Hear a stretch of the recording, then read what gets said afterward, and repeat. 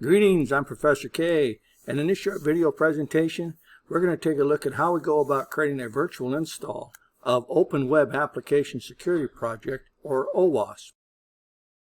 The Open Web Application Security Project, or Owasp, is a collection of vulnerable web applications distributed on a single virtual machine. The installation and the running of Owasp is much the same as installing and running Metasploitable 2.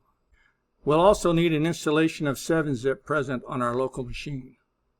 In this example, I've just opened up my favorite search engine and typed in download Owasp project, and the first link will take you out to the download location.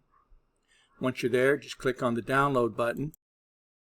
Now I'm using Chrome, so this is going to take just a couple of minutes. Once the download option pops up, just go ahead and save the file to your local machine. Now by default, it's going to save the file to your downloads folder, but you're free to save it anywhere you like. Once the file has completed its download, just go find it, right click on it, and here you're going to select 7-zip from your context menu, and from the next context menu you're going to extract it to the name of the folder. Once that's extracted, you will have a folder that is exactly the same name as the download minus the 7-zip extension. Now that we have the file downloaded, we have it extracted, we're now ready to create our virtual install. To do this, I've opened up VirtualBox. I'm going to go to Machine, and for Machine I'm going to select New. This brings up the Create a Virtual Machine wizard. Here I'm going to give this machine a user-friendly name. Next, you need to select the location where you want to save this virtual machine to.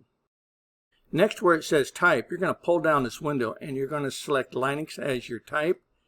And for the version, you're going to pull down the window and go to the bottom and select Ubuntu 64-bit. You're next going to go down here to the bottom of this wizard and you're going to select the radio button that says use an existing virtual hard disk file. You're next going to go over here to the right and you're going to click on this folder icon and you're going to browse on over to where you extracted that download. To do this, we're just going to click on Add, and from here we're going to open up our download location. There we'll find our extracted folder. Double click it. The file that you must use to install this application is the one that is entitled webapps-cl1-vmdk. It is 1 KB in size. Just go ahead and double click that. Next, you can go down here to the bottom and just select Choose. Next, you can just go down here to the bottom of this Create a Virtual Machine wizard and click on the Create button.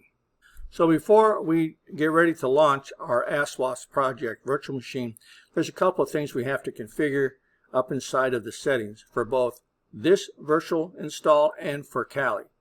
First thing we want to do is just go to our Kali. Let's go to Settings. And for us to be able to communicate with this virtual machine, we're going to have to go down here to Networking and change the attached to NAT network. Once you've done that, just say OK. And do the same thing for your new install of the Owasp project.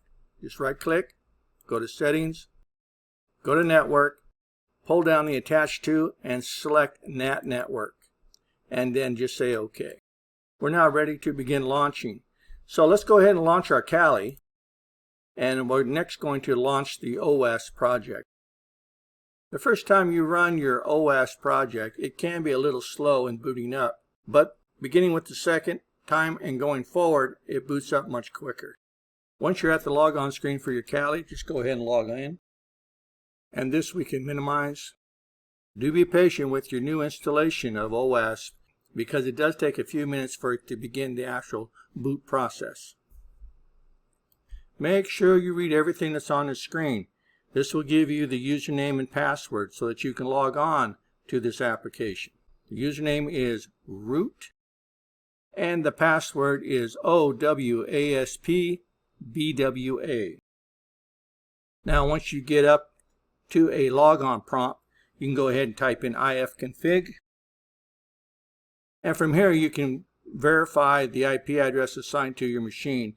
In this case, my IP address is 10.0.2.10. You can next bring back up your Kali machine, and from here go ahead and open up a terminal and type in ping the IP address of your virtual install for Owasp. And you should get back positive replies. To break the sequence, just type in Control-C. Go up here to the quick launch for our Kali, and we can launch our web browser. And up here inside of the address bar, we can type in that IP address and just hit enter. And we pick up that web page that has all of the applications that are vulnerable on our Owasp installation. And so that's going to conclude this short video presentation on how we go about creating that virtual install for Owasp. Have any questions? You have any concerns? Don't hesitate to reach out, contact your instructor, and I'll see you in my next video.